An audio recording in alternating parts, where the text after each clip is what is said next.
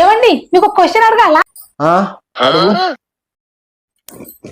నువ్వు రోడ్డు మీద వెళ్తున్నావు, నీకు అక్కడ 2000 నోటు 500 నోట్ కనిపిస్తుంది, నువ్వు ఏది తీసుకుంటావు? 2000 పెద్దది, 500 చిన్నది.